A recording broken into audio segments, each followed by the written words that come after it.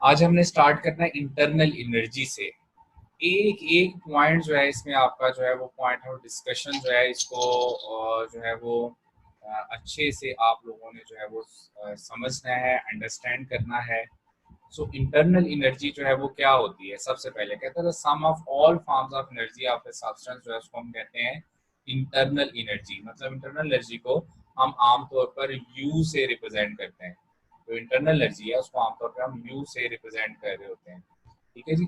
सो इसमें जो है इंटरनल एनर्जी को अगर हम यू से रिप्रेजेंट करें तो कहता है जी sum of all kinds of energies, जितनी भी होती है ना, sum of all kinds of energies, उसको हम कह देते हैं कि वो एनर्जीज जो है वो इंटरनल एनर्जी है। All kinds of energies. ठीक हो गया जी। अच्छा, अब यार गौर से सुनना है, कौन कौन सी एनर्जीज हो सकती हैं जी? एक मालिक्यूल है, उसमें वाइब्रेशनल एनर्जी भी हो सकती है, उसमें रोटेशनल एनर्जी भी हो सकती है, उसमें ट्रांसलेशनल एनर्जी भी हो सकती है, उसमें पोटेंशियल एनर्जी भी हो सकती है। लेकिन उन सब का जो सम है उसको हम कह देते हैं कि वो इंटरनल एनर्जी है। अब बहुत ही इंपॉर्टेंट पॉइंट, चूंकि हम आइडियल गैस जो है वो यहाँ पर डिस्कस कर रहे हैं और उसी के अकॉर्डिंग हमने डिस्कस किया था इसको। So internal energy for ideal gas जो है, तो इंटरनल एनर्जी आइडियल गैस के लिए होगी वो that is U is equal to, हम कहेंगे that is the sum of कौन सी एनर्जी? Translational kinetic energy. तो हम उसमें सिर्फ लेते ही कौन सी है? ट्रांसलेशनल काइनेटिक एनर्जी को सपोज कर रहे होते हैं। अगर आपको याद हो तो लास्ट टाइम भी बार बार हमने बोला कि temperature is directly proportional to average translational kinetic energy, क्योंकि ना तो उसमें हम वाइब्रेशनल एनर्जीज लेते हैं, ना उसमें रोटेशनल एनर्जीज लेते हैं, ना उसमें जो है वो अदर फॉर्म्स ऑफ एनर्जी को इंक्लूड करते हैं। तो फॉर एन आइडियल गैस उसके लिए हम जो है वो क्या कह रहे होते हैं कि जो इंटरनल एनर्जी है that is directly proportional to sum of all जो है ना average translational kinetic energies of gas molecules. So ये वाला पॉइंट जो है वो आप लोगों ने याद रखना है। अब देखो कि इंटरनल एनर्जी जो है वो डायरेक्टली डिपेंड कर रही होती है किसके ऊपर? Translational kinetic energy. कहता है directly related to translational kinetic energy. जैसे मैंने अभी बोला कि जो आपके पास जो आइडियल केस है उसमें आइडियल गैसेस के लिए internal energy directly proportional to average translational kinetic energy होती है। इसका मतलब ये हुआ कि इंटरनल एनर्जी डायरेक्टली किसके ऊपर डिपेंड कर रही होती है? टेम्परेचर के ऊपर डिपेंड कर रही होती है। अगर किसी गैस का टेम्परेचर ज़्यादा है तो इसमें जो है वो यहाँ पर हम कह सकते हैं कि जी वो उसमें जो है वो उसकी इंटरनल एनर्जी भी बढ़ जाएगी। अगर किसी सिस्टम में हीट ऐड करोगे उसकी इंटरनल एनर्जी इंक्रीज हो जाएगी, सिस्टम से हीट सब्ट्रैक्ट करोगे इंटरनल एनर्जी डिक्रीज हो जाएगी। ठीक है, तो sum of all kinds of energy जो है उसको हम वैसे ही कहते हैं इन जनरल जो है वो इंटरनल एनर्जी है। लेकिन आइडियल केस के लिए जो इंटरनल एनर्जी है ये डायरेक्टली किससे रिलेट कर रही होती है? That is average translational kinetic energy से रिलेट कर रही होती है। और अगर पूछे कि इंटरनल एनर्जी डायरेक्टली किस पे डिपेंड कर रही होती है, तो आपने कहना है टेम्परेचर ऑफ गैस के ऊपर डायरेक्टली जो है वो ये डिपेंड कर रही होती है। ठीक हो गया जी। अच्छा, अब हम बात करते हैं इसके डिफरेंट पॉइंट्स के ऊपर, और जो कि इम्पोर्टेंट है इनको साथ साथ जो है वो नोट डाउन भी करना आपने। किसी भी गैस के लिए, फॉर एनी गैस जो है वो इंटरनल एनर्जी किसी भी गैस की कभी भी जीरो नहीं होती। ठीक है, for any gas internal energy even कितना ही लो टेम्परेचर क्यों ना हो उसकी इंटरनल एनर्जी जो है वो जीरो नहीं होती। इवन जो है वो कहता है जी कि हम जीरो एब्सोल्यूट केल्विन पे भी जाकर जो है एब्सोल्यूट जीरो पे भी जाके हम कहते हैं वहां जीरो प्रेशर जीरो वॉल्यूम कह रहे होते हैं। तो इतने लो टेम्परेचर पर जाके अगर मैस एग्जिस्ट कर रहा है, अगर सब्सटेंस एग्जिस्ट कर रहा है, तो उसमें कुछ ना कुछ इंटरनल एनर्जी होनी चाहिए। सो अगर इंटरनल एनर्जी किसी भी सब्सटेंस की कभी जीरो नहीं होती तो फिर क्या जीरो हो सकता है? Change in internal energy zero हो सकता है। तो चेंज इन इंटरनल एनर्जी में भी जीरो, बट इंटरनल एनर्जी कहता है जीरो नहीं होती। नेक्स्ट पॉइंट देखो, for an ideal gas internal energy depends on on temperature पे जो है वो डायरेक्टली डिपेंड कर रहा होता है नंबर ऑफ मालिक्यूल्स के ऊपर। सारा मालिक्यूल्स जितने ज्यादा होंगे इंटरनल एनर्जी उस हिसाब से बढ़ती जाएगी। तो इंटरनल एनर्जी जो है वो डायरेक्टली किसके ऊपर डिपेंड कर रही होती है? ये इंपॉर्टेंट है जी, टेम्परेचर के ऊपर डिपेंड कर रही होती है। फिर इंटरनल एनर्जी कहता है independent of the motion of gas molecules in bulk. इसका क्या मतलब है? इसका मतलब ये है, सपोज करें आपसे कहा जाए कि एक गैस का कंटेनर है बहुत बड़ा, और बल्क में आपने गैस को जो है वो एक जगह से दूसरी जगह लेके गए। जैसे जैसे कि उस कंटेनर को लेट से ट्रेन में रखा और यहाँ से जो है आप लाहौर से कराची ले गए, लाहौर से मरी ले गए। तो बताएं इंटरनल एनर्जी पे कोई फर्क पड़ेगा? आपने कहना है दैट विल रिमेन सेम। क्यों? क्योंकि हमने आइडियल गैस के पास्टुलेट्स में पढ़ा है, केएमटी की थ्योरी में पढ़ा है, kinetic molecular theory of gas में, कि जो इंटरनल एनर्जी है वो जो पोटेंशियल एनर्जी है, हम गैस की क्या सपोज कर रहे होते हैं, जीरो सपोज कर रहे होते हैं। सो इट मींस दैट कि इंटरनल एनर्जी जो है वो चूंकि directly proportional to translational kinetic energy होती है, पोटेंशियल एनर्जी पे डिपेंड भी नहीं करती, तो प्लेस टू प्लेस उसकी वैल्यू पे कोई फर्क नहीं पड़ेगा। ठीक है, तो अगर बल्क में आप गैस को एक जगह से दूसरी जगह शिफ्ट कर देते हैं तो internal energy will remain same. फिर कहते हैं internal energy is a state function. State function का क्या मतलब होता है? It it is only depends on initial and final state, इसको कहते हैं स्टेट फंक्शन। फॉर एग्जांपल, अगर जो है ए पॉइंट से ये आपका जो इनिशियल था ये फाइनल था, इनिशियल लेट्स से जी उसकी कंडीशन थी P1 V1, और जो उसका फाइनल है लेट्स से वो आपका आ गया जी P2 V2, ये आपकी फाइनल कंडीशन आ गई। अगर जो है वो आप कहें जी U1 ये वाला आप यहाँ से गए तो इंटरनल एनर्जी इस रास्ते से गए तो इंटरनल एनर्जी में चेंज आया डेल्टा U1, ठीक है जी, और इस रास्ते से गए तो चेंज आया डेल्टा U2।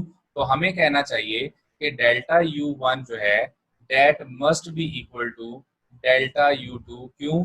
क्योंकि वजह यह है कि जो इंटरनल एनर्जी है वो पाथ के ऊपर डिपेंड नहीं करती। ठीक है जी, तो याद रखना है कि जो इंटरनल एनर्जी है वो पाथ के ऊपर डिपेंड नहीं कर रही। अगर हम लेट से एक पॉइंट से दूसरे पॉइंट तक जाते हैं, सो इंटरनल एनर्जी जो है that only depends on initial and final states. इसकी वही एग्जांपल है जैसे हम ना वो यूनिट नंबर 3 में पढ़ा था वर्क एंड एनर्जी वाले में, जो ग्रेविटेशनल पोटेंशियल एनर्जी है, work done by gravitational force होता है, वो independent of the path followed होता है, वो जस्ट इनिशियल और फाइनल पॉइंट जो है वो पोजीशन पे डिपेंड कर रहा होता है। तो इसमें भी वही है, कहते हैं जी लाइक जो है वो ग्रेविटेशनल पोटेंशियल एनर्जी जो आपके पास इंटरनल एनर्जी है, ये स्टेट फंक्शन है, it only depends on initial and final state.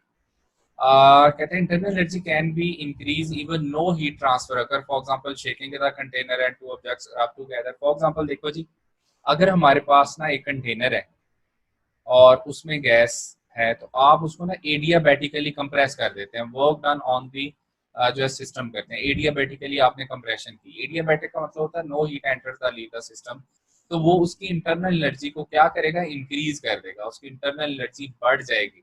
इसका मतलब है देखिए इस वाले केस में आपने हीट ट्रांसफर नहीं की, जस्ट उसके ऊपर डायरेक्ट वर्क डन किया है तो उससे इंटरनल एनर्जी बढ़ गई है। तो कहता कुछ ऐसे केसेस भी हो सकते हैं जिसमें हीट एक्सचेंज ना भी हो फिर भी जो है वो वहाँ इंटरनल एनर्जी में चेंज आ सकता है। फॉर एग्जांपल जैसे एग्जांपल दी हुई है कि आप किसी कंटेनर में किसी सब्सटेंस को डाल के, फॉर एग्जांपल एक बोतल है उसमें मिल्क रखा और उसको शेक करना शुरू कर दिया। अब जाहिर है उसको शेक करेंगे तो उसकी एवरेज ट्रांसलेशनल काइनेटिक एनर्जी क्या कर जाएगी, इंक्रीज कर जाएगी। Average translational kinetic energy increase करेगी तो चूंकि internal energy directly depends on average translational kinetic energy and temperature, it means कि उसकी इंटरनल एनर्जी बढ़ जाएगी। सेकंड लास्ट पॉइंट कहते हैं क्यू इज एडेड। अगर हम किसी भी थर्मोडायनेमिक सिस्टम में किसी भी सिस्टम में जो है हीट ऐड करेंगे, जब आप किसी भी थर्मोडायनेमिक सिस्टम में हीट जो है ऐड करोगे तो उसकी इंटरनल एनर्जी जो है वो क्या हो जानी है, वो इंक्रीज हो जाएगी, उसकी इंटरनल एनर्जी इंक्रीज हो जाएगी। और अगर आप किसी भी थर्मोडायनेमिक सिस्टम से हीट को सब्ट्रैक्ट करेंगे, बाहर निकालेंगे, तो जाहिर है उसकी जो इंटरनल एनर्जी है वो क्या हो जाएगी, वो डिक्रीज हो जाएगी। ठीक है, जो छोटे छोटे पॉइंट्स हैं इनको अब आपने रिवाइज करना है अच्छे से। इनमें से कोई भी आपको मल्टीपल चॉइस क्वेश्चन बन के आ सकता है, कोई भी क्वेश्चन मल्टीपल चॉइस बन के आ सकता है, सो इम्पोर्टेंट है जी। नेक्स्ट जो है जी इसमें हम बात करेंगे अब जी या बल्कि मैं लिख देता हूँ, दैट इज इम्पोर्टेंट पॉइंट। जो हीट होती है ये जो है हमारे पास स्टेट वेरिएबल नहीं है। हीट जो है इज नॉट स्टेट वेरिएबल या स्टेट फंक्शन, ये स्टेट वेरिएबल नहीं है। ठीक है जी, हीट जो है वो स्टेट वेरिएबल नहीं है, ये नोट डाउन कर लें। बाकी इसके अलावा प्रेशर जो है वो सारे पैरामीटर जितने भी प्रेशर है, वॉल्यूम है, टेम्परेचर है, इंटरनल एनर्जी है, ये सारे जो है वो स्टेट वेरिएबल्स कहलाते हैं इन थर्मोडायनेमिक्स। जबकि जो हीट है ये स्टेट वेरिएबल नहीं है, इसके अलावा बाकियों सबको हम जो है वो स्टेट वेरिएबल कह रहे होते हैं। ठीक है जी, नेक्स्ट जो है जी इसके बाद हम आते हैं हाँ ये दो ऐसे क्वेश्चन है जो कि बहुत इंपॉर्टेंट है जी। कोई भी साइक्लिक प्रोसेस हो, any cyclic process, for any cyclic process, गौर से सुन लेना है, कोई भी साइक्लिक प्रोसेस है, लेट्स से एक पॉइंट से स्टार्ट किया उसी पॉइंट पे वापस आ गए, तो फॉर एनी साइक्लिक प्रोसेस जो चेंज इन इंटरनल एनर्जी है वो क्या होगी, zero. For any cyclic process change in internal energy जो है वो क्या होगी, जीरो। बट याद रखना है साइक्लिक प्रोसेस के लिए वर्क डन जीरो नहीं होता, ठीक है। हम चूंकि वर्क डन कैसे फाइंड कर रहे होते हैं, एरिया अंडर द कर्व। तो लेट्स से ये हमारे पास एक जो है वो ये साइक्लिक प्रोसेस है, तो इसका area bounded by the curve हम फाइंड करेंगे, तो हमारे पास क्या आ जाएगा, वर्क डन आ जाएगा। इसका मतलब है यहाँ पर वर्क डन जीरो नहीं है, सिर्फ क्या जीरो होगा, change in internal energy zero होगी। ये वाला पॉइंट इंपॉर्टेंट है, इसको याद रखिएगा। तो for any cyclic process change in internal energy जो है वो हमेशा क्या होती है, वो जीरो होती है, ठीक है जी। नेक्स्ट हम बात करते हैं इसी तरह से जो भी हम बात कर रहे थे ऊपर में क्वेश्चन में, कि अगर लेट्स से आप ए से पॉइंट बी गए हो, आपने दो डिफरेंट पाथ को फॉलो किया है, इसमें से गए तो आपने इंटरनल एनर्जी में चेंज आया U1, इस पाथ को फॉलो किया तो इंटरनल एनर्जी में चेंज आया U2।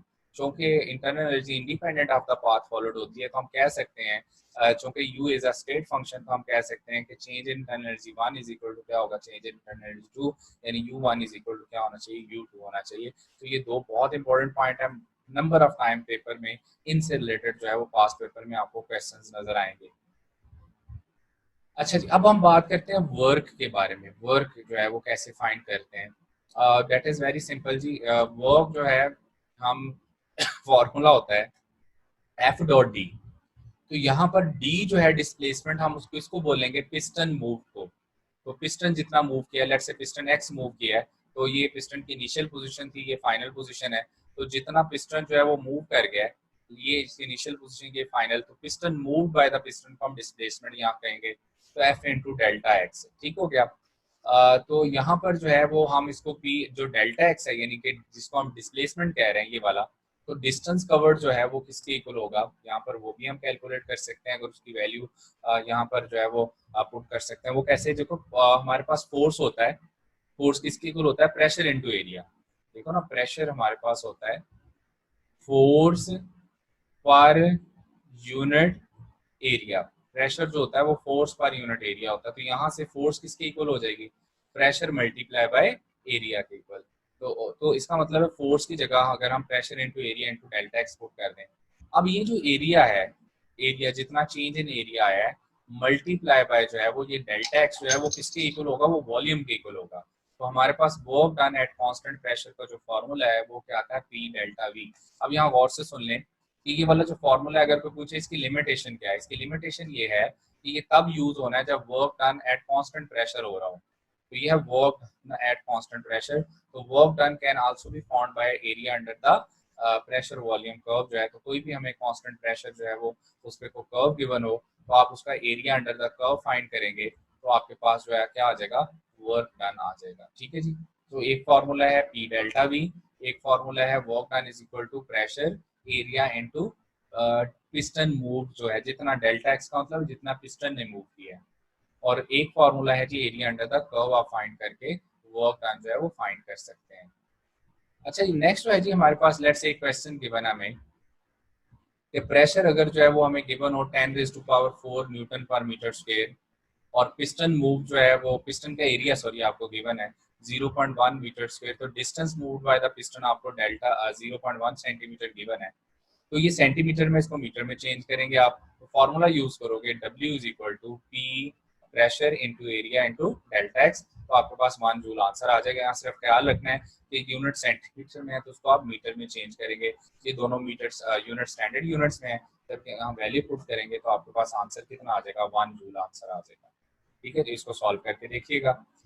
नेक्स्ट है जी आपके पास जो हमारे कन्वेंशन हैं, कन्वेंशन जो है जी वो यहाँ पर एक छोटा सा जस्ट केमिस्ट्री और फिजिक्स में डिफरेंस है, वो क्या, heat added to a system जो है उसको हम पॉजिटिव लेते हैं, heat subtracted from the system negative लेते हैं, work done on the system, जब एरो अंदर की तरफ है तो हम वर्क डन जो है वो कह रहे होते हैं, वर्क डन जो है वो किसके ऊपर हो रहा है, ऑन दी सिस्टम। तो work done on the system को हम नेगेटिव लेंगे, वर्क डन जो है वो बाय द सिस्टम जो है उसको हम जो है वो क्या लेते हैं, पॉजिटिव, इसका एरो बाहर की तरफ होना चाहिए। तो work done on the system is taken as positive, work done by the system जो है is taken as positive.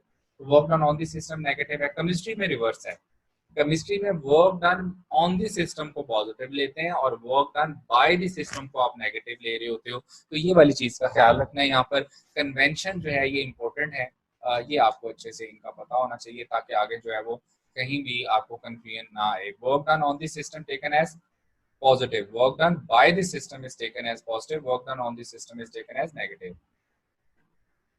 Laws of thermodynamics, इसमें जी सिंपल है। सबसे पहला जी हम कहते हैं जी थर्मल इक्विलिब्रियम में two systems are said to be at thermal equilibrium if they are at the same temperature और no transfer of heat occurs at thermal equilibrium. For example हमारे पास एक सिस्टम ए है, एक सिस्टम बी है और एक सिस्टम सी है। अगर ये तीनों का एट द सेम टेम्परेचर है तो मैं कहूँगा टेम्परेचर ए और बी का भी सेम होगा और बी और सी का भी सेम होगा और इन दोनों के तीनों के दरमियान किसी किस्म की हीट भी ट्रांसफर नहीं होगी। If two systems are at the same temperature तो हम कहेंगे वो थर्मल इक्विलिब्रियम में है। ठीक है जी। नेक्स्ट है जी फर्स्ट लॉ ऑफ थर्मोडायनेमिक्स। सबसे पहले तो याद रखना है कि फर्स्ट लॉ ऑफ थर्मोडायनेमिक्स जो है it is according to law of conservation of energy. ठीक है जी। और इस चीज के अकॉर्डिंग कहता है कोई भी हमारे पास एक थर्मोडायनेमिक सिस्टम है और उस थर्मोडायनेमिक सिस्टम के अकॉर्डिंग जो है लेट्स से आप उस सिस्टम में कोई हीट ऐड करते हैं। फॉर एग्जांपल मैं ये सिस्टम जो है वो एक कंसीडर कर लेता हूँ और इसमें मैं सपोज कर लेता हूँ कि ये जो है ये इसका जो पिस्टन है। ठीक है जी, ये पिस्टन है और आप इस सिस्टम में जितनी हीट ऐड करोगे यानी प्लस क्यू जो है हीट एडेड टू सिस्टम, वो कहता है दो जगह पे यूटिलाइज होगी। कहाँ कहाँ पे?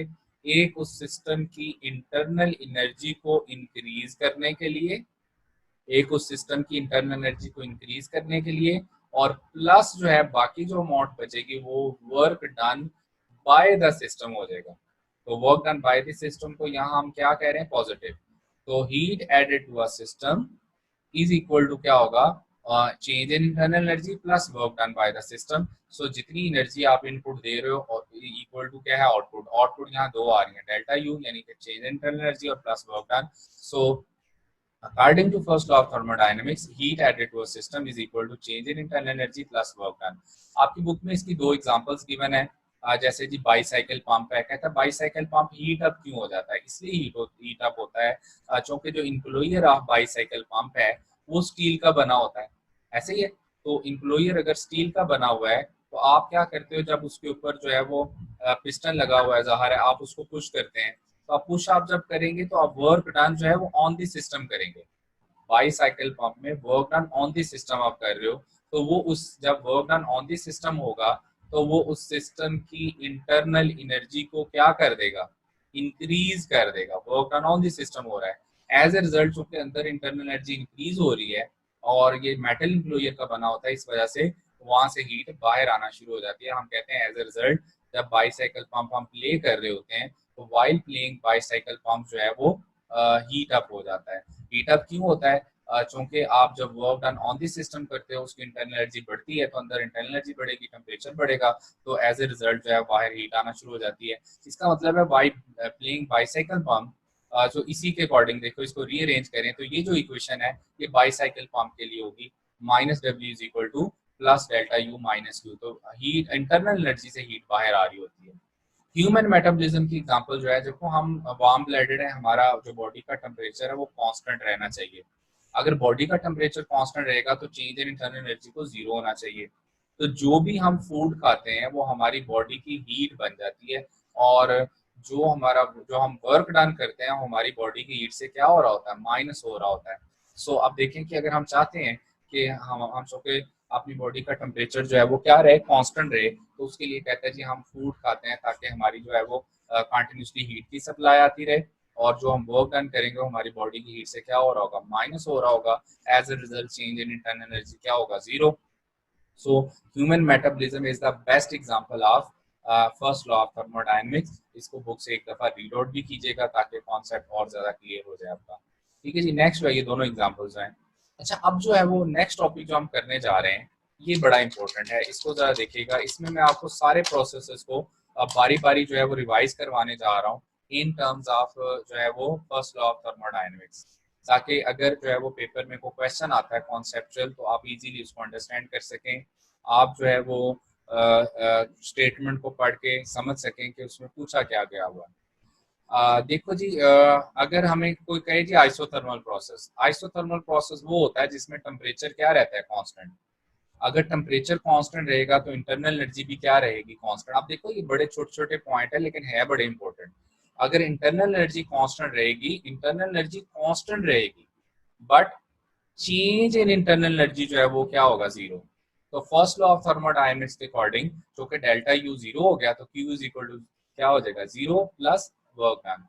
अच्छा, अब बॉयल्स लॉ जो है होल्ड्स गुड फॉर किसके लिए होता है जी, आइसोथर्मल प्रोसेसेस के लिए होता है। और उसमें हम प्रेशर इनवर्सली प्रोपोर्शनल टू क्या कह रहे होते हैं, वॉल्यूम। और उसका जो कर्व बनता है उसको क्या बोल रहे होते हैं, आइसोथर्म बोल रहे होते हैं। आप जरा गौर कीजिएगा, क्योंकि जो हम फर्स्ट लॉ ऑफ थर्मोडायनेमिक्स जो है इन टर्म्स ऑफ हमने लिखा है, जो है वो आइसोथर्मल प्रोसेस, उसमें डेल्टा यू की जगह क्या आ गया, जीरो आ गया।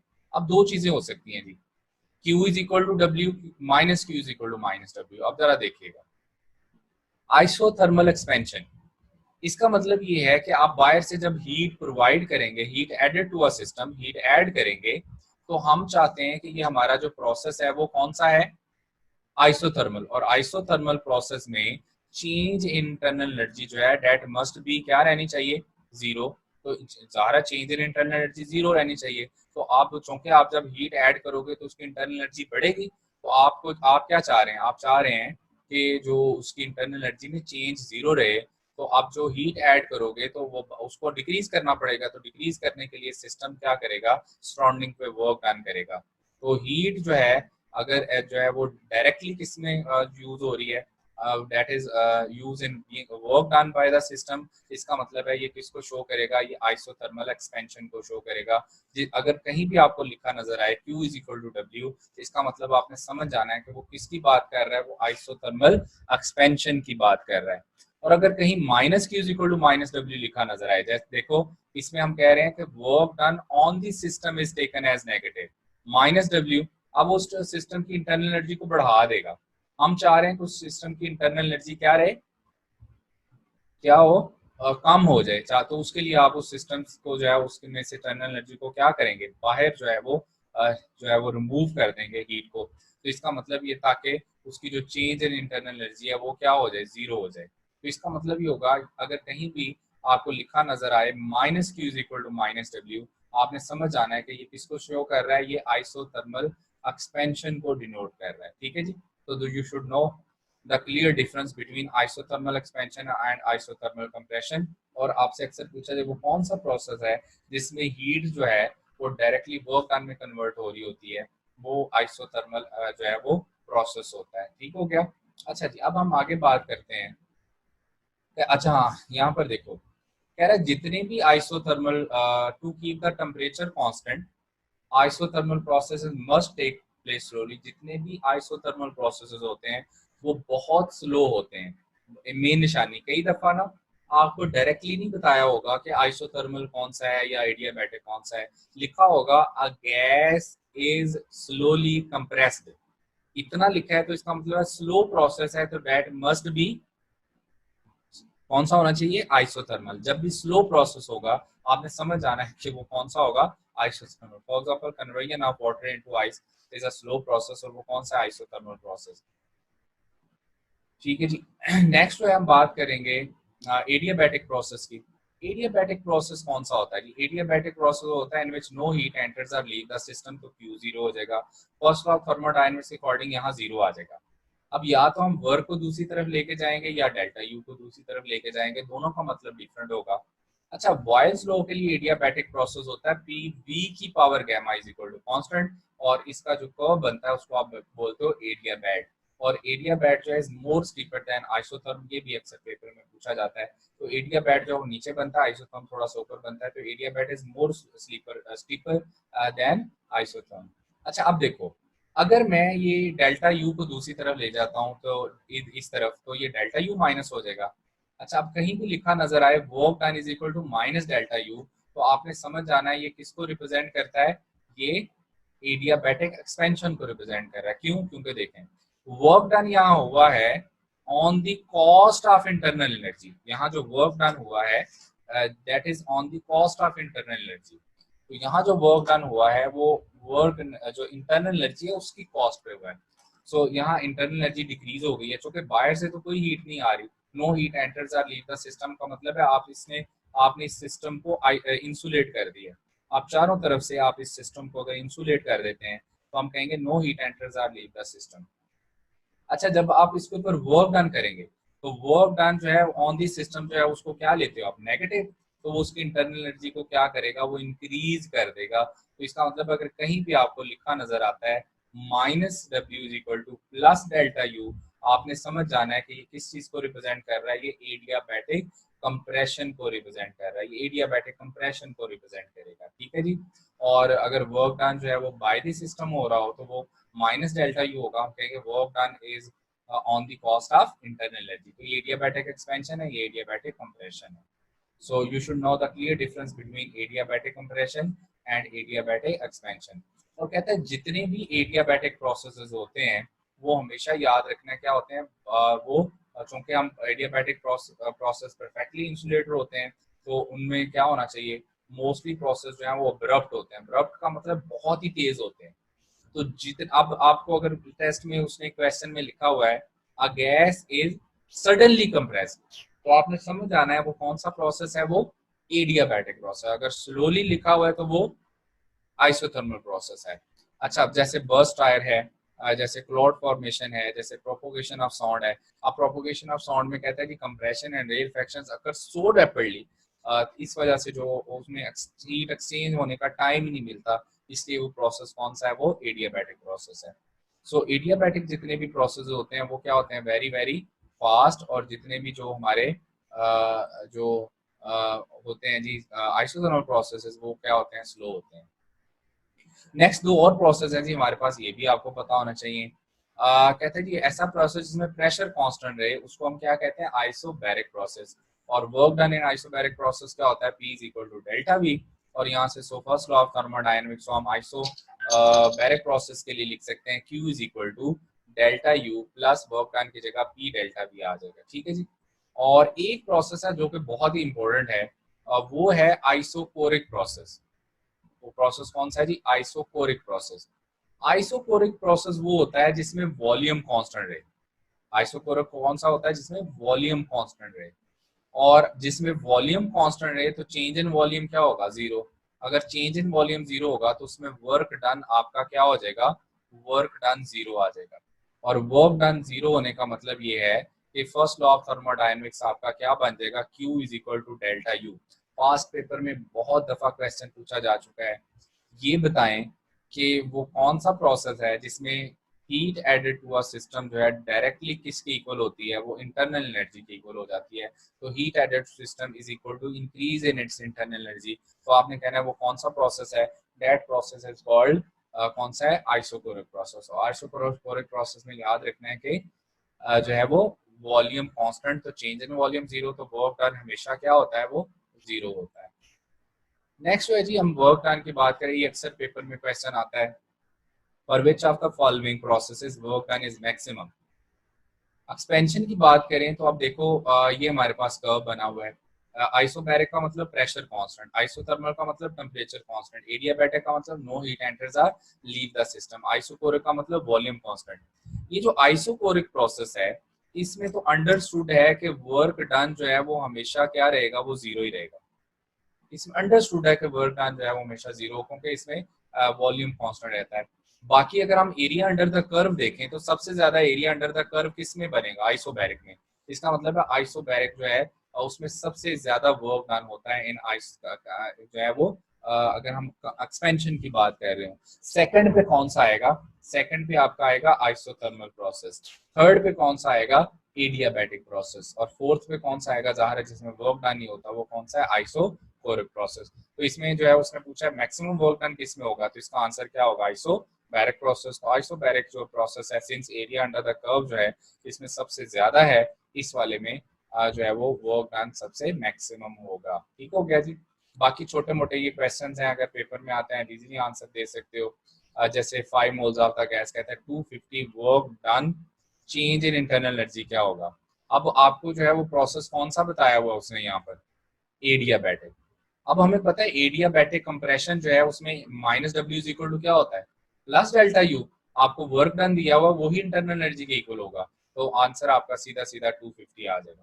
तो देखो कितना आसान है, अगर आपने ये टॉपिक अच्छे से पढ़ लिए हैं और आपको पता है एडियाबैटिक कंप्रेशन की इक्वेशन क्या होती है, आप डायरेक्ट आंसर दे देंगे। ठीक है जी। इसी तरह जैसे ratio of bulk modulus two कहते हैं जी आइसोथर्मल बल्क मॉडुलस जो है वो क्या होगा, एडियाबैटिक बल्क मॉडुलस जो है वो क्या होता है, गैमा पी। और आइसोथर्मल बल्क मॉडुलस जो है वो पी के इक्वल होता है। ये कहाँ पढ़ा था आपने, ये चैप्टर नंबर 8 में, जब न्यूटन्स फॉर्मूला और आपने जो है वो लैपलेस करेक्शन वाला फॉर्मूला पढ़ा था, तो उसमें जो बल्क मॉडुलस है आइसोथर्मल, जब न्यूटन ने कंडीशन ली थी तो वो पी के इक्वल आया था, और जब लैपलास ने उसको एडियाबैटिक कंडीशन के अंडर किया था तो गैमा पी के इक्वल आया था। तो आइसोथर्मल बल्क मॉडुलस प्रेशर के इक्वल होता है और एडियाबैटिक बल्क मॉडुलस जो है वो गैमा पी के इक्वल होता है, तो आपका आंसर यहाँ से गैमा आ जाएगा। इसी तरह से जो है वो नेक्स्ट क्वेश्चन अगर बात करें तो यहाँ पर जो है वो जी कहता है सिस्टम जो है डज 600 जूल ऑफ वर्क जो है, इस तरह के क्वेश्चन आते हैं, जैसे इसमें वर्क डन जो है वो सिस्टम डज, इसका मतलब work done by the system है, तो ये आपके पास जो है इसको हम नेगेटिव लेंगे, सॉरी पॉजिटिव लेंगे, work done by the system है तो ये आपके पास पॉजिटिव आएगा। And eight the same time internal energy is increased, तो अब देखो इंटरनल एनर्जी इंक्रीज हुई है तो इसका मतलब इसको भी हम पॉजिटिव लेंगे, तो ये भी डेल्टा यू पॉजिटिव आएगी। तो how much heat is supplied, तो दोनों चौके पॉजिटिव है, दोनों को ऐड कर दें तो आपके पास आंसर क्या आ जाएगा, 920 Q is equal to delta U plus W. ठीक है जी, इस तरह के छोटे मोटे क्वेश्चन आते हैं। अब जो है वो इसका नेक्स्ट पार्ट जो है वो सिर्फ रह गया मोलर स्पेसिफिक हीट वाला। अभी मैं दोबारा लॉग इन करता हूँ और मोलर स्पेसिफिक हीट वाले टॉपिक को कंप्लीट करते हैं, साथ ही आपका क्वेश्चन आंसर सेशन स्टार्ट हो जाएगा, क्योंकि अभी टाइम खत्म होने वाला है, तो दोबारा लॉग इन करता हूँ करना है जी। सो इसमें मोलर स्पेसिफिक हीट क्या होती है, कहता था molar specific heat is the heat required to raise the temperature of 1 mole of a gas to 1 kelvin, और द एसआई यूनिट इसका क्या होता है, जूल पर मोल पर केल्विन। इसका मतलब क्या होता है, मतलब ये होता है कि लेट्स से जी हमारे पास ना एक कंटेनर हो और उसमें जो है वो आ, हाँ जी, लेट्स से जी हमारे पास ना एक कंटेनर है और उसमें ना 1 मोल ऑफ ए गैस है। सो अगर लेट्स से कि इसमें 1 मोल ऑफ ए गैस है और सपोज कर लेते हैं हम कि इस वक्त ना उसका टेम्परेचर जो है वो 10 डिग्री सेल्सियस या 10 केल्विन है, ठीक हो गया। सो अमाउंट ऑफ हीट जितनी रिक्वायर होगी, जितनी हीट रिक्वायर है इसका टेम्परेचर 10 से कितना करने के लिए, 11 करने के लिए, यानी कि जस्ट 1 केल्विन बढ़ाने के लिए, या 1 डिग्री सेल्सियस, क्योंकि चेंज इन टेम्परेचर केल्विन में और डिग्री सेल्सियस में सेम होता है। तो जितनी अमाउंट ऑफ हीट रिक्वायर होगी जो है वो इन जो है वो थ्रू वन जस्ट आपने जो है वो टेम्परेचर बढ़ाना है, 1 का चेंज आना चाहिए। अगर 10 था तो 10 से 11 हो जाए, 11 है तो 12 हो जाए, उसको हम कहते हैं कि वो मोलर स्पेसिफिक हीट होती है। अच्छा अब देखो कि इसका फॉर्मूला होता है Q is equal to N C delta T, तो C इज इक्वल टू क्या हो गया, डेल्टा क्यू ओवर एन जो है वो एन डेल्टा टी। अच्छा यहाँ है ना दो बड़े इंपॉर्टेंट मल्टीपल चॉइस क्वेश्चन है जो आपके पास्ट ईयर पेपर में बहुत दफा पूछे गए हैं। कहता है n इज इक्वल टू 1 कर दें तो वो जा रहा है 1 मोल ऑफ ए गैस ले रहे हो ना, तो n को अगर हम 1 कर दें तो C is equal to delta Q over delta T रह जाएगा। अच्छा आप जरा गौर करें, आइसोथर्मल प्रोसेस, तो आइसोथर्मल प्रोसेस है उनके लिए जो है आइसोथर्मल प्रोसेस में टेम्परेचर क्या रहता है, कांस्टेंट। तो टेम्परेचर कांस्टेंट है तो चेंज इन टेम्परेचर क्या होगा, जीरो। तो आइसोथर्मल प्रोसेस के लिए Q यानी कि heat capacity divided by delta T. अब डेल्टा टी जो है वो तो जीरो होना चाहिए, किसके लिए, फॉर आइसोथर्मल प्रोसेस के लिए, क्योंकि आइसोथर्मल प्रोसेस में टेम्परेचर कांस्टेंट रहता है। तो अगर टी कांस्टेंट है तो डेल्टा टी क्या होगा, डेल्टा टी क्या होगा, जीरो। तो समथिंग यानी कि हीट डिवाइडेड बाय जीरो, तो समथिंग डिवाइडेड बाय जीरो क्या आता है, इन्फिनिटी। इसका आंसर क्या आ जाएगा, इन्फिनिटी आ जाएगा। ठीक है।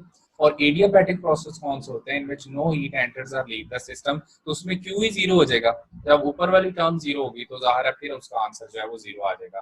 तो ये दो एमसीक्यू जो है बहुत इंपॉर्टेंट है कि आइसोथर्मल प्रोसेसेस के लिए मोलर स्पेसिफिक हीट क्या होती है, इनफाइनाइट, जबकि हमारे पास जो एडियाबैटिक प्रोसेसेस होते हैं उनके लिए क्या होती है जी, जीरो। नेक्स्ट जो है जी इसमें हमारे पास जो है सीपी, सीपी का मतलब molar specific eight constant pressure. तो जब हम मोलर स्पेसिफिक हीट जो है अप्लाई करेंगे एट कांस्टेंट प्रेशर और एट कांस्टेंट वॉल्यूम, जो है ये मेरा ख्याल रिवर्स हो गया, सी यहाँ भी आएगा, चूंकि ऊपर वॉल्यूम है। तो molar specific heat at constant volume जो है वो किसके इक्वल होगी, molar specific heat at constant volume, और यहाँ आएगा molar specific heat at constant pressure जो है। तो इसको जरा हम डिस्कस कर लेते हैं। अच्छा, अब देखो कि ये रीअरेंज करके एग्जामिनर जो है वो आपको पेपर में क्वेश्चन दे सकता है। तो जब आप हीट ऐड करते हो एट कांस्टेंट वॉल्यूम, वो किसके इक्वल होगी, delta U plus work done के। अच्छा, अब क्यू वी किसके इक्वल है, वो सी वी डेल्टा टी के इक्वल है, ऐसे ही जी। तो कांस्टेंट वॉल्यूम के ऊपर वर्क डन वैसे क्या होता है, जीरो होता है, हमने अभी अभी डिस्कस किया है। तो वो जीरो हो गया, इसका मतलब है कि सी वी डेल्टा टी किसके इक्वल होगा, डेल्टा यू। मतलब ये है कि जब आप जो है वो कांस्टेंट वॉल्यूम के ऊपर हीट ऐड कर रहे हो, तो वो सारी की सारी हीट जो है वो कहाँ जा रही है, इंटरनल एनर्जी को इंक्रीज करने के लिए। इसलिए जो है वो कम हीट रिक्वायर होगी टेम्परेचर को इंक्रीज करने के लिए as compare to constant pressure. यही वजह है कि आप बोल रहे होते थे सी पी जो है is greater than C V. ठीक है जी। अच्छा, सी पी जो है, और ये जो है वो molar specific eight constant pressure volume की अगर हम बात करें, प्रेशर की अगर बात करें, तो एट कांस्टेंट प्रेशर जो होगा वो किसके इक्वल होगा, मोलर स्पेसिफिक कांस्टेंट प्रेशर जो है Q P is equal to C P delta T. और यहाँ पर जो है वो जो कांस्टेंट प्रेशर पे हीट ऐड करेंगे वो C P into delta T के इक्वल आएगी। तो रिलेशन यहाँ से बनता था C P minus C V is equal to R, और यहाँ से आप कहते थे कि सी पी जो है greater than C V by an amount equal to R. और याद रखना है कि जो कांस्टेंट वॉल्यूम है उसमें हीट कम क्यों रिक्वायर होती है, जो कि सारी की सारी जो हीट है वो किस में यूज हो जाती है, इंटरनल एनर्जी को इंक्रीज करने में। तो जल्दी टेम्परेचर राइज कर जाता है। जबकि कांस्टेंट प्रेशर पे जो है जो आप हीट प्रोवाइड कर रहे होते हैं वो दो कामों में यूज होती है। जब आप कांस्टेंट प्रेशर पे हीट प्रोवाइड कर रहे हैं, तो जो क्यू पी आप प्रोवाइड कर रहे होते हैं तो वो दो कामों में यूज हो रही होती है। कौन कौन से, उसमें इंटरनल एनर्जी में इंक्रीज भी उसकी वजह से आएगा, और प्लस जो है एट कांस्टेंट प्रेशर जो है उसकी वजह से जो हीट आपने ऐड किया उसकी वजह से वर्क डन भी होगा। तो चूंकि वो हीट दो जगह यूटिलाइज हो रही होती है, इस वजह से टेम्परेचर जो है वो स्लो बढ़ेगा। जबकि कांस्टेंट वॉल्यूम के ऊपर जब हीट प्रोवाइड करेंगे तो वर्क डन तो होता ही जीरो है। इस वजह से इंटरनल एनर्जी डायरेक्टली इंक्रीज हो रही होती है, टेम्परेचर जल्दी राइज कर जाता है। इसलिए हम कहते हैं कि C P is greater than C V. अच्छा, एक और यहाँ इम्पोर्टेंट चीज है, मैं ना ये टेबल जो है वो आप लोगों को जो है वो ये बनाया हुआ है, और बुक में भी बना हुआ है। उसकी रीजन क्या है कि बहुत सारे क्वेश्चन आपको मोनोटॉमिक, डायटोमिक, पोलियोटॉमिक से रिलेटेड आते हैं। तो उसमें सिर्फ हमें गैमा की वैल्यू याद होती है। तो मैंने इसमें सी पी की वैल्यू भी लिख दी है, सी वी की वैल्यू भी लिख दी है, और ये इनकी स्टैंडर्ड वैल्यूज हैं। सी पी की वैल्यू 5/2 आर होती है, सी वी की 3/2 आर, इनकी रेशो लेंगे 1.67 आ जाएगा। डायटोमिक जो है उसमें सी पी की वैल्यू जो है वो 7/2 आर होती है, सी वी की वैल्यू 5/2 आर होती है, तो गैमा 7/5 1.40 हो जाएगा। इसी तरह से पोलियोटॉमिक में सी पी की वैल्यू 4 आर होती है, सी वी की वैल्यू 3 आर होती है, तो गैमा की वैल्यू जो है वो 4/3 यानी 1.29 हो जाती है। ठीक है जी। सो गैमा जो है वो C P over C V, और यहाँ से जो है वो कहता है और हैज चूंकि C P over C V है ना, C P is greater than V है, तो गैमा की वैल्यू याद रखना है हमेशा ग्रेटर देन क्या होती है, 1 होती है। जैसे यहाँ पे देखो कहता है the value of gamma of gas is 1.66। Gas क्या होनी चाहिए, अब 1.66 का मतलब है मोनोटॉमिक। इनमें हम देखते हैं मोनोटॉमिक कौन सी गैस है। देखो O2 ये डायटोमिक है, H2 डायटोमिक है, N2 डायटोमिक है, तो यहाँ आंसर जो है वो आपका क्या होगा, यहाँ मोनोटॉमिक एक ही है, नहीं होता, इसका मतलब है ये आंसर होगा। तो इस तरह के क्वेश्चन आमतौर पर जो है वो पेपर में पूछे जाते हैं जो रिलेटेड टू क्या होते हैं, मोलर स्पेसिफिक या स्पेसिफिक हीट कैपेसिटी। जैसे इस तरह का क्वेश्चन भी आ सकता है जिसमें आपसे पूछा जाएगा कि जी ये बताएं कि अगर सी वी की वैल्यू 5/2 आ रहा है तो ये बताएं गैमा की गैमा की वैल्यू फॉर दिस गैस क्या होगी। तो अब देखो गैमा होता है C P over C V, C V आपको गिवन है, सी पी आपको फाइंड करना पड़ेगा। तो सी पी फाइंड करने के लिए आप कहेंगे C P minus C V is equal to R. तो यहाँ से आप सी पी जो है वो फाइंड करेंगे, किसके इक्वल होगा जी, C P will be equal to ये हो जाएगा आर प्लस जो है उसमें क्या आ जाएगा 5/2 आर। ठीक है जी। तो आप यहाँ पर जो है आप इनका एलसीएम लेंगे, एलसीएम लेंगे तो आपका सीपी की वैल्यू जो है वो क्या आ जाएगी, 7/2 आर आ जाएगी, सीपी की वैल्यू आई है। अब उसने गैमा की वैल्यू पूछी है, तो गैमा की वैल्यू जो है वो आप कैलकुलेट यहाँ से कर लेंगे। गैमा इज इक्वल टू जो है वो किसके इक्वल आ जाएगा, C P over C V. C P जो है वो आपका कितना आया, 7/2 आर, और जो सी वी है वो आपके पास जो है वो 5/2 है, तो 2 से क्या हो जाएगा, कैंसिल आउट, और आपका आंसर जो है वो 1 पॉइंट जो है वो क्या आ जाएगा, 4। तो ये डायटोमिक गैस के बारे में बात कर रहा है। तो इसीलिए देखो मैंने ऊपर आपको टेबल बनवाया है, तो इसका आंसर 1.4 आ रहा है। तो इस टेबल में जरा गौर करें, इसमें भी आंसर 1.4 ही है। अगर आपको CV की वैल्यू इसमें 5/2 आर गिवन है, तो इसका मतलब है CP 7/2 आर होगा, और गैमा की वैल्यू 1.40 डायरेक्ट आपके पास आंसर आ रहा है। तो इस तरह के क्वेश्चन आए तो आप डायरेक्ट आंसर भी दे सकते हैं। ठीक है जी, अब आपका क्वेश्चन आंसर सेशन है जी, उसमें जो जो क्वेश्चन पूछना चाह रहे हैं वो आप पूछ सकते हो। जी